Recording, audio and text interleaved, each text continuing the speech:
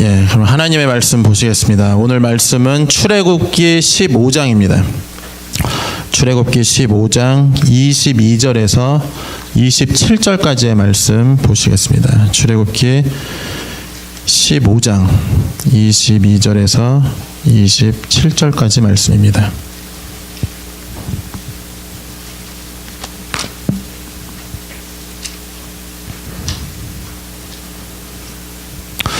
하나님의 말씀 교독하시겠습니다. 15장 22절부터입니다. 모세가 홍해에서 이스라엘을 인도하며 그들이 나와서 수르 강야로 들어가서 거기서 사흘 길을 걸었으나 물을 얻지 못하고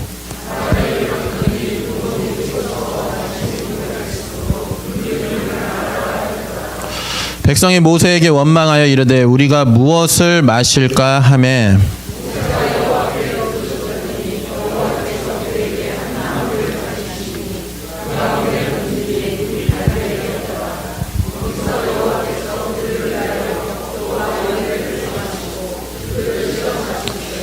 이르시되 너희가 너희 하나님 나 여호와의 말을 들어 순종하고 내가 보기에 의를 행하면 내 계명의 귀를 기울이며 내 모든 규례를 지키면 내가 애굽 사람에게 내린 모든 질병 중 하나도 너희에게 내리지 아니하리니 나는 너희를 치료하는 여호와임이라. 그들이 엘림에 이르니 거기에 물샘 12과 종려나무 70그루가 있는지라.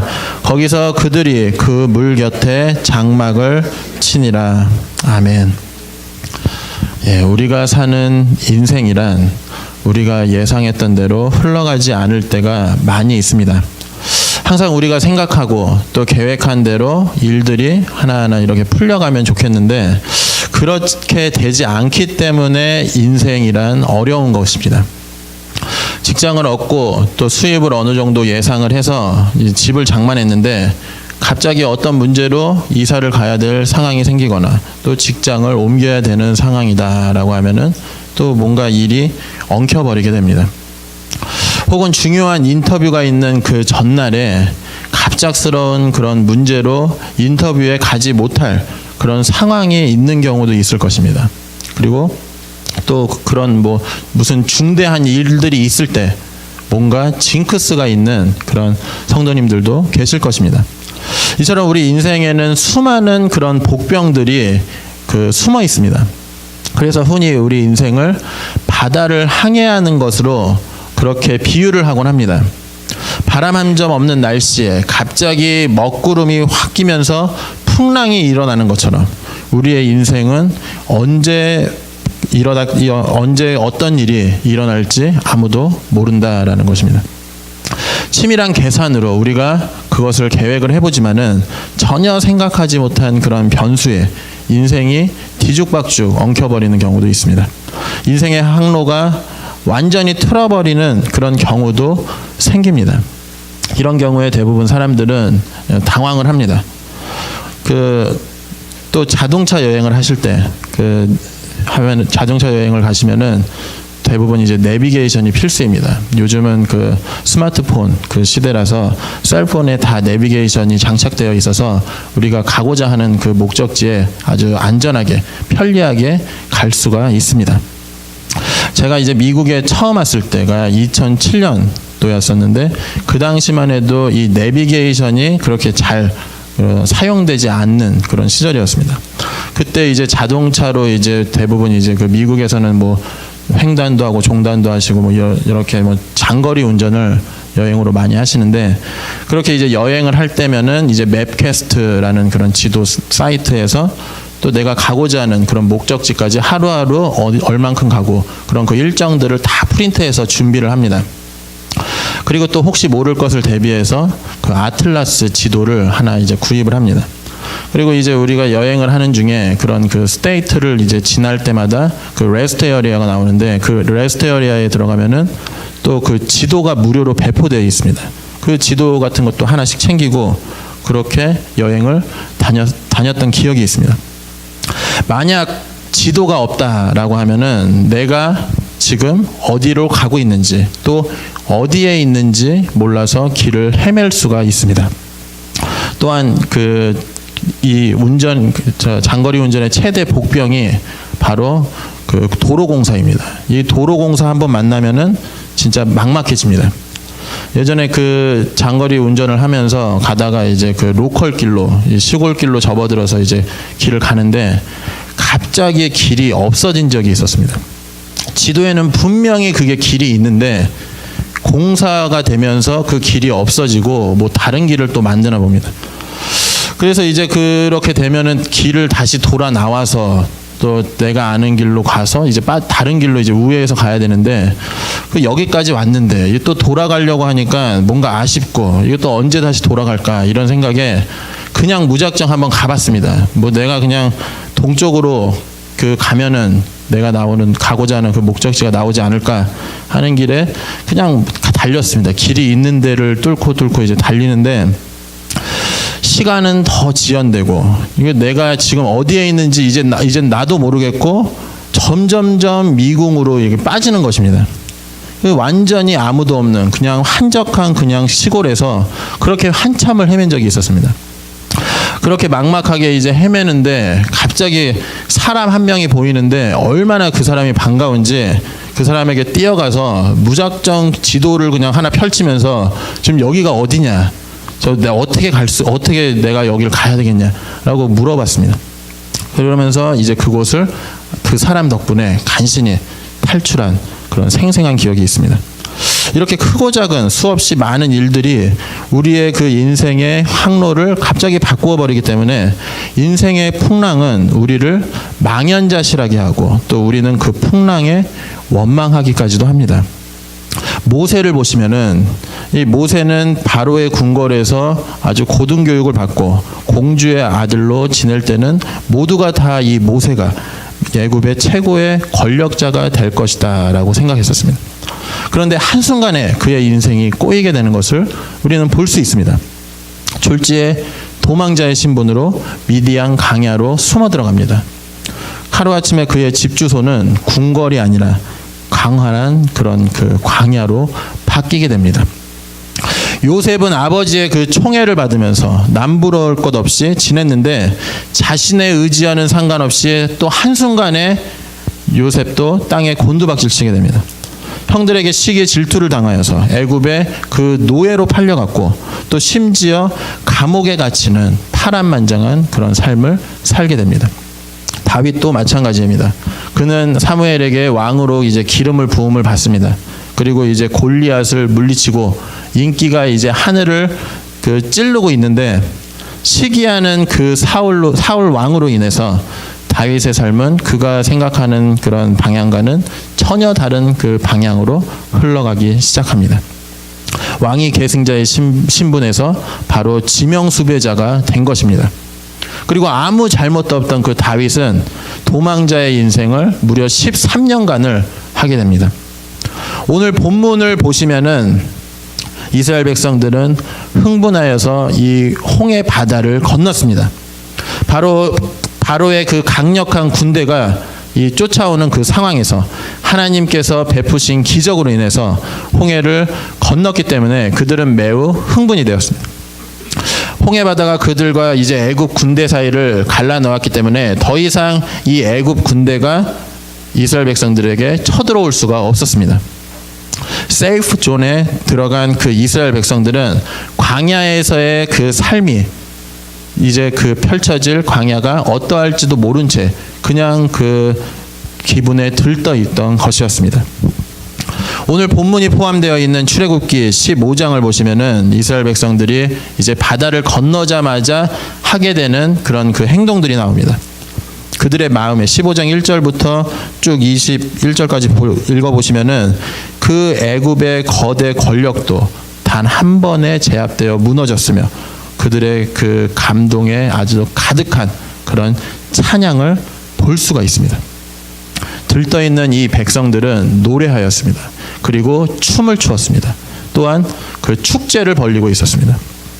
그러나 문제는 이 노래와 춤과 이 축제가 그렇게 오래 가지 않는다라는 사실입니다. 얼마나 그것이 지속되었습니까? 정확하게 딱 사흘 같습니다.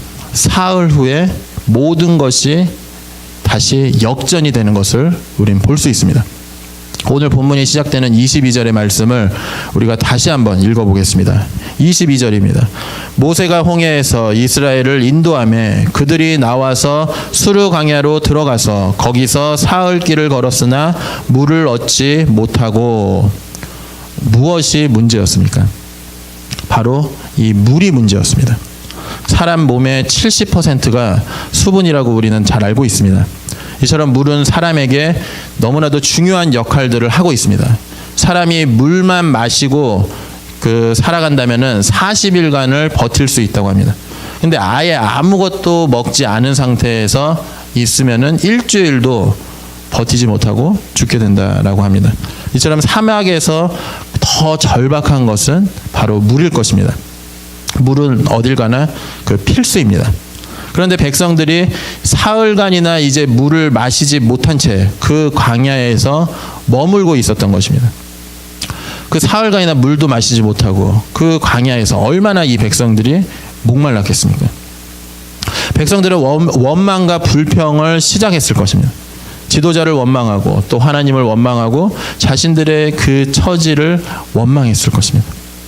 그런데 다행스럽게도 그들은 우물물을 발견을 합니다. 그 물을 발견하자 얼마나 기뻤겠습니까?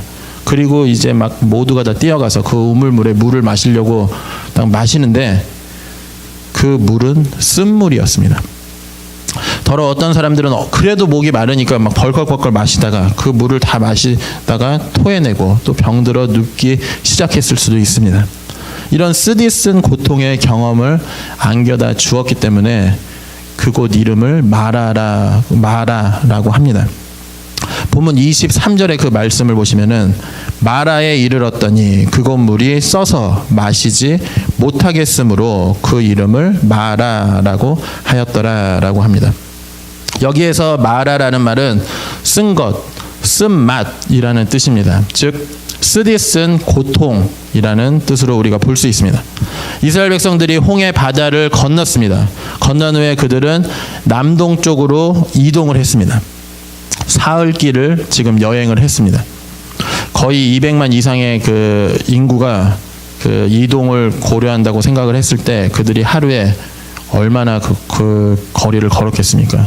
한 많이 걸어야 15마일에서 한 20마일 정도 사흘 길을 걸었을 것입니다.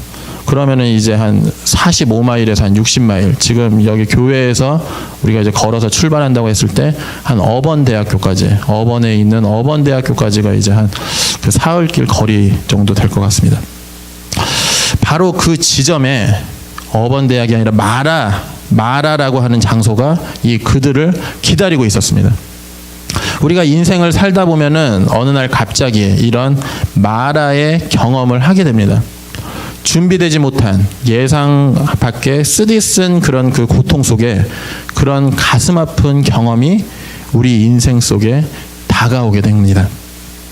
준비되지 못한 상태에서 또 예상치 못한 그런 일들이 발생을 하면은 사람들은 먼저 당황을 합니다. 풀어보지 못한 예상 문제, 또 시험 밖의 문제를 만나면은 우리는 당황합니다. 내가 겪어보지 못한 그런 많은 문제를 다른 사람들이 겪는 것을 우리가 볼 수는 있지만 또 자신이 내가 그것을 직접 경험해 보지 못하면은 우리는 그런 문제를 안다라고 할 수 없습니다. 인생의 힘든 것이 바로 여기에 있습니다. 우리의 인생길은 누구에게나 다 초행길입니다. 한 번도 가보지 못한 그런 그 길을 우리가 걷고 있는 것입니다. 어느 날 준비되지 못한 채로 우리의 그 인생의 초행길에서 이런 마라의 자리에 우리가 도달했을 때 길이 막혀 어디로 가야 할지 모를 때 우리는 그럼 어떻게 해야겠습니까? 그대로 그 고통의 자리에 털썩 주저앉아 버리겠습니까? 분명한 것은 인생 마라의 고통을 어떻게든 우리가 극복하고 일어나서 주어진 그 여정을 위해 앞으로 전진해야 한다라는 것입니다. 그러기 위해서는 우리 인생의 마라라는 그 환경에서 극복하기 위해 무언가를 시도를 해야 된다라는 것입니다. 그렇다면 이 마라의 쓴물을 벗어나기 위해서 우리가 해야 할 일이 무엇이겠습니까? 첫 번째로 기도로 주님께 나와 부르짖어야 합니다. 인생의 쓰디쓴 고통에 직면한 이 시점에서 주님의 백성의 그 할 일이 무엇이겠습니까? 바로 기도하는 일입니다. 그러나 이 백성들은 그 오늘 본문을 보시면 기도하지 않습니다. 이 백성들이 먼저 한 일은 바로 원망이었습니다. 본문 24절을 보시면은 백성이 모세에게 원망하여 이르되 우리가 무엇을 마실까 하매 라고 이렇게 백성들은 원망하고 불평했습니다. 그런데 이 백성을 인도하고 있던 지도자인 그 모세, 이 모세는 무엇을 하고 있습니까? 그 다음 절인 25절을 보시면은 모세가 여호와께 부르짖었더니 라고 하고 있습니다. 백성들은 원망했습니다. 그러나 모세는 하나님께 기도해야 했습니다. 오늘 갑자기 내 인생을 향해 고통이 덮쳐올 때 우리는 어떻게 그 문제에 반응하시겠습니까? 이스라엘 백성들처럼 원망하시겠습니까? 아니면은 모세처럼 기도하시겠습니까? 원망은 우리의 상황을 변화시키지 못합니다. 원망은 우리로 하여금 이 상황을 돌파하는데 전혀 어떠한 도움을 줄 수가 없습니다. 원망은 문제를 해결할 수 없고 우리를 오히려 더 낙담시키게 만듭니다. 원망은 한마디로 아무런 우리에게 유익을 줄 수가 없습니다. 그러나 기도는 우리 문제의 해결의 시작인 것을 믿으시기를 바랍니다. 하나님께 기도하면은 많은 상황이 변화될 것입니다. 기도하면 우리가 가진 그 문제가 해결이 될 것입니다. 우리 그리스도인들은 이 기도의 그 힘, 기도의 파워를 믿어야 합니다. 그래서 이러한 고통이 우리의 삶에 다가올 때 우리는 원망하기보다 기도해야 합니다. 불평하기보다 기도해야 합니다. 염려하기보다 주님께 더 간절히 부르짖어야 하는 것입니다. 모세는 왜 원망이 없었겠습니까? 이렇게 힘들게 애굽에서 나오게 하셨는데 물도 없고 먹을 것도 없고 이 광야에 우리를 왜 불러주셨냐라고 그 왜 원망이 없었겠습니까? 그러나 그는 원망하는 대신에 그 문제를 끌어안고 주님께 엎드려 부르짖기 시작한 것입니다. 그런데 기도한다는 것은 그냥 부르짖는다는 것을 뜻하는 것이 아닙니다. 우리가 부르짖어 기도할 때 또 중요한 것이 하나 더 있습니다. 기도하면서 주님의 그 음성에 귀를 기울여서 우리가 들을 수가 있어야 합니다. 우리가 기도한다는 것은 주님의 그 도움을 구하는 것입니다.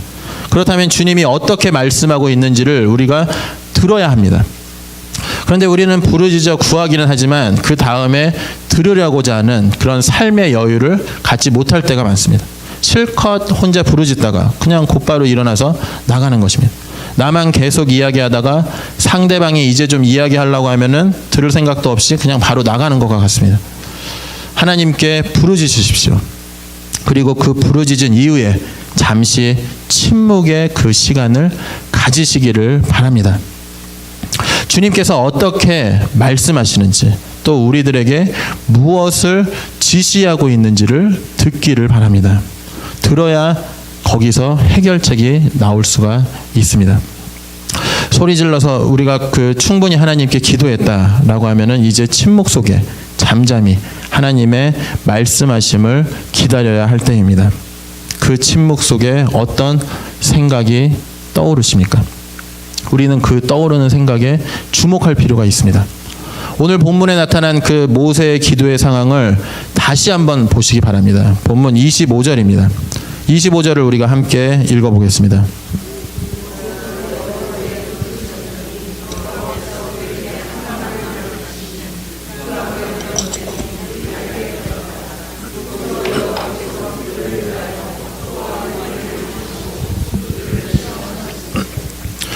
기도하던 그 모세에게 한 나무가 보였습니다. 사실 다른 그 영어 성경 번역이나 새 번역 성경을 보시면은 하나님께서 모세에게 한 그루의 나무를 보여주셨다라고 표현되어 있습니다. 기도하는 가운데 그 나무가 갑자기 보인 것입니다. 그리고 그 나뭇가지를 꺾어서 물에 던져 보았습니다. 그랬더니 그 쓴 물이 단물로 변하게 되었습니다. 여기서 중요한 사실은 모세가 기도하기 전에는 이 보이지 않았던 그 해답이 기도와 함께 보여졌다라는 것입니다. 그러고 보면은 마시지 못할 그 쓴물에 대한 해답은 바로 그 멀지 않은 가까운 곳에 있었던 것입니다. 오늘 본문을 잘 보시면은 모세가 기도하기 전에는 그 해결책이 보이지 않았습니다.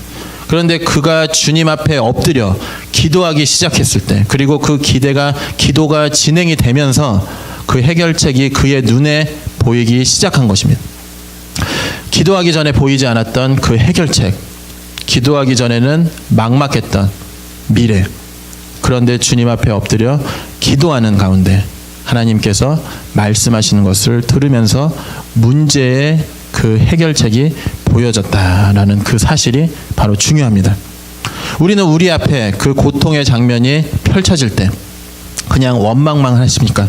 아니면 엎드려 그 문제를 놓고 기도하십니까? 그리고 기도하면서 그 주님의 음성을 듣고자 귀를 기울이십니까? 아니면은 그냥 기도하고 들을 생각도 없이 곧바로 일어나 나가십니까? 기도하고 주님의 그 음성을 우리가 듣고자 하면 주님께서 나를 인도하신다 하시는 그 사실이 느껴질 것입니다. 기도하기 전에는 보이지 않았던 그 해결의 단서가 기도하면서 떠오르기 시작하면서 그 모든 상황이 달라질 것입니다.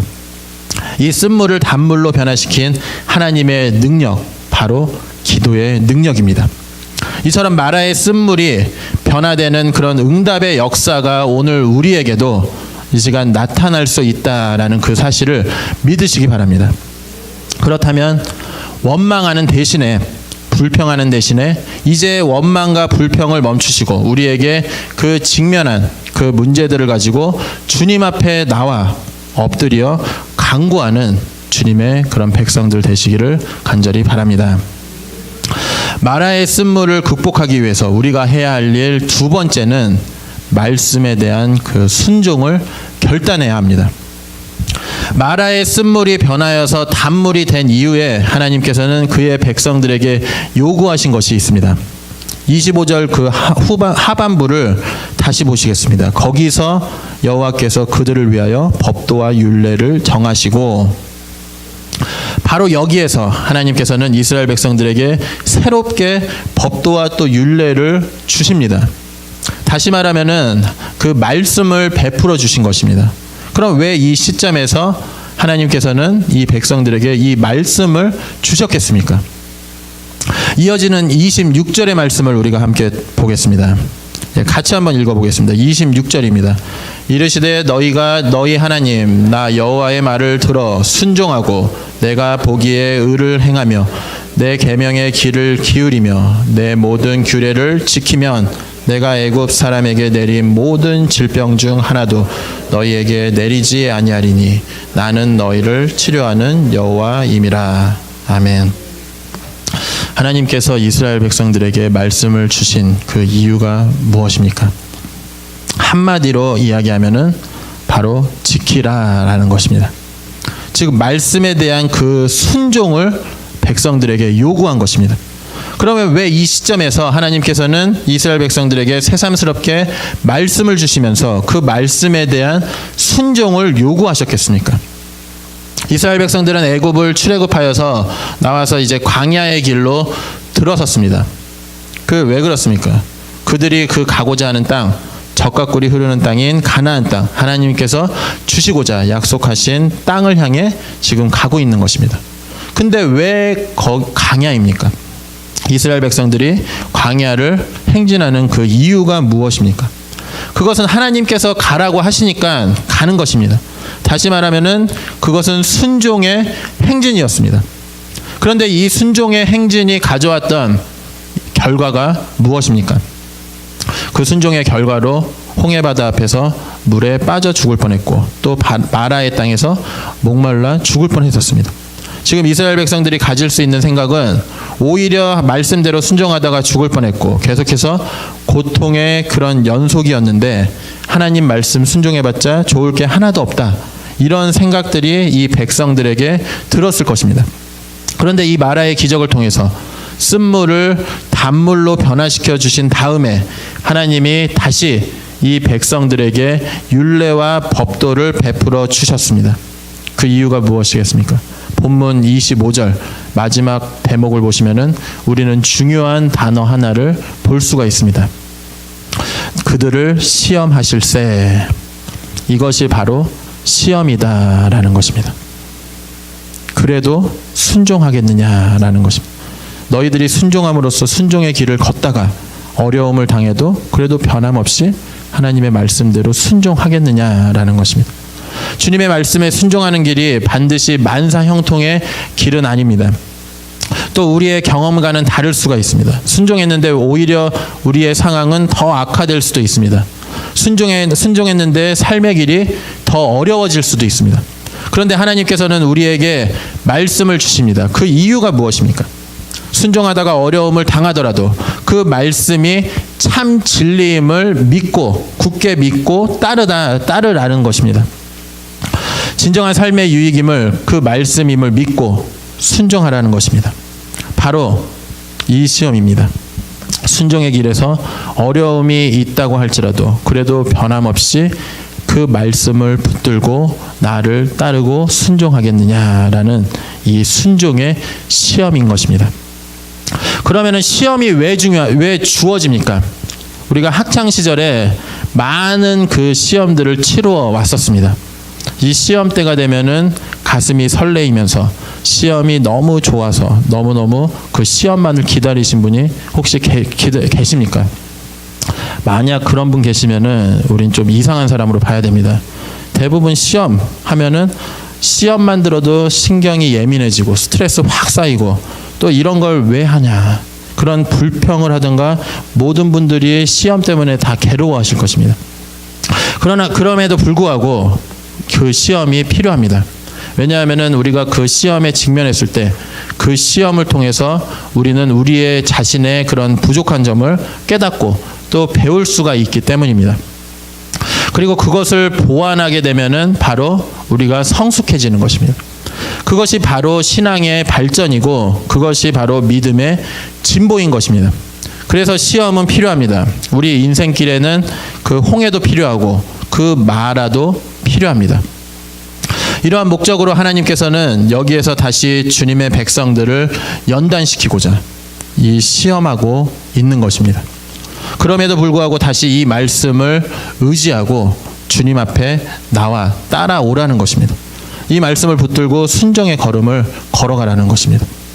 이스라엘 백성들이 이제 하나님께서 주시는 그 약속의 말씀을 붙들고 살기를 결단했다라고 하면은 그리고 계속해서 그 주님을 따르기로 주님 앞에 고백했다라고 하면은 주님께서 무엇을 그들에게 약속해 주고 계십니까?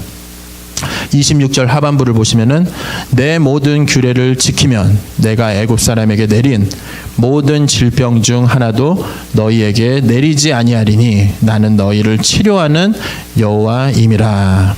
아멘. 너희가 정말 순종하고 산다면은 우리의 인생을 하나님께서 책임져 주시겠다라는 것입니다. 마라의 쓴물에 하나님이 보여주신 그 나뭇가지를 던졌을 때 그 쓴물이 변하여 단물이 되었습니다. 이것은 일종의 그 환경 그리고 상황이 치유된 것입니다. 그들은 치유의 그 하나님을 보았습니다. 그 치유하시는 하나님, 전능자의 하나님께서 우리와 함께 하신다라고 하면은 우리를 둘러싼 그 환경이 열악하고 또 환경이 불편해도 인생의 풍랑이 닥쳐온다 하더라도 우리는 아무것도 염려하고 걱정할 필요가 없다라는 것을 말씀해 주고 있습니다. 따라서 우리가 인생을 살아가기 위해서 필요하고 중요한 것은 하나님의 그 말씀만을 붙들고 날마다 순종하면서 살아가는 그 훈련입니다. 우리는 몸이 안 좋거나 아픈 것을 예방하기 위해서 하루도 빼놓지 않고 그 영양제 같은 약 등을 열심히 꼬박꼬박 먹습니다. 그런 약들보다 더 좋은 약이 우리에게 있습니다. 이 자양강장제보다 더 좋은 약, 그 무엇입니까? 예, 신약과 구약입니다. 예, 이 약은 그 영혼의 그 건강과 또 영혼이 무럭무럭 살찌우게 만드는 아주 중요한 자양강장제보다 더 중요한 그런 약임을 믿으시기를 바랍니다. 이 성경 말씀이 그 영혼의 약입니다. 그래서 날마다 우리가 그 말씀을 붙들고 그 말씀에 순종하는 삶이 무엇보다도 중요한 것입니다. 또 경건의 시간이 또 우리에게 중요합니다. 마라의 쓴물을 바꾸는 그 인생의 비밀은 부르짖어 기도하고 또 주님께서 주시는 그 말씀을 붙들고 순종하기로 결단하는 이 자리가 바로 이 쓴물을 바꾸는 그런 인생의 비밀인 것을 믿으시기를 바랍니다. 마지막으로 우리가 어떻게 그럼 인생 마라의 그 쓴물을 극복할 수가 있겠습니까? 믿음의 행진을 계속해야 합니다. 우리는 믿음으로 앞을 향해 계속해서 전진해 나가야 합니다. 많은 경우 우리 인생의 고통 가운데 하나님께 부르짖어 기도했지만, 그리고 말씀에 대한 순종을 결심했지만, 그럼에도 불구하고 아직도 우리를 둘러싼 그 환경에 크게 변화가 따라주지 못할 수도 있습니다. 이스라엘 백성들의 광야 생활을 한번 보시기 바랍니다. 모세가 기도함으로 백성들이 마라에서 물을 마실 수 있게 되었습니다. 그리고 말씀에 함께 순종할 것을 결단했습니다. 그러나 그것은 잠시 마실 수 있던 물입니다. 영원히 마시는 그 물이 아니다라는 것입니다. 광야의 낮은 여전히 덥습니다. 그리고 광야의 밤은 여전히 춥습니다. 물은 여전히 넉넉하지 못합니다. 그리고 말씀대로 우리가 순종하겠다라고 하지만 위험이 곳곳에 도사리고 있는 광야에서 이스라엘 백성들의 그 미래는 여전히 불투명합니다. 언제 어디서 누구에게 또 어떤 돌발 상황이 나올지 모르는 그런 위태롭고 불안한 상황들의 그런 그 연속인 것입니다. 그런 상황에서도 이 백성들은, 즉 하나님의 백성들, 믿음의 사람들은 꿋꿋이 그 주님만을 바라보아야 한다라는 것입니다. 그리고 주님께서 주신 그 약속의 말씀을 붙들고 일어나 믿음으로 한 발자국 한 발자국 앞으로 전진하며 나아가야 한다라는 것입니다. 즉 마라의 그 현장에서 우리의 기도에 응답하신 그 하나님 앞에 귀를 기울이고 그곳에서 나에게 주신 말씀을 따라서 붙들고 일어나서 믿음의 걸음을 행진해야 하는 것입니다. 더 앞으로 나아가야 합니다. 홍해가 열리던 그 광경을 잊지 말고 마라의 쓴물이 변하여 단물이 된 것을, 그 순간을 잊지 말고 우리는 더 앞으로 나아가야 한다라는 것입니다. 이 모든 기적의 주인이 여전히 우리와 함께 하신다라고 하면 우리가 그분을 믿고 따라야 합니다. 그리고 일어나 다시 약속의 땅을 향한 그 순례의 길을 계속 걸어가야 하는 것입니다. 이스라엘 백성들이 마라의 땅에서 계속 머물 수는 없었습니다. 이제 말씀을 받았고 주님의 그 약속에 따라서 그 약속의 땅으로 전진해 나가야 했습니다. 그래서 백성들은 믿음으로 한 걸음 한 걸음 전진하며 남쪽으로 더 내려갑니다. 남쪽을 향해서 약 6마일 정도 더 전진하게 됩니다. 그때 도착했던 장소가 엘림이라는 곳이었습니다. 이 엘림이 어떤 곳이었습니까? 본문 27절입니다. 우리가 같이 한번 27절의 말씀 읽어보시겠습니다.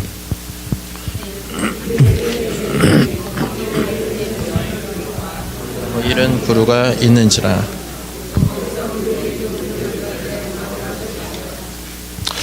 사막과 같은 광야에서는 물샘 하나도 소중합니다. 뿐만 아니라 그 태양빛이 쨍쨍 내리쬐는 그 광야에서 한 그루의 종려나무만 있어도 그것이 얼마나 시원한 그늘이 되는지 모릅니다.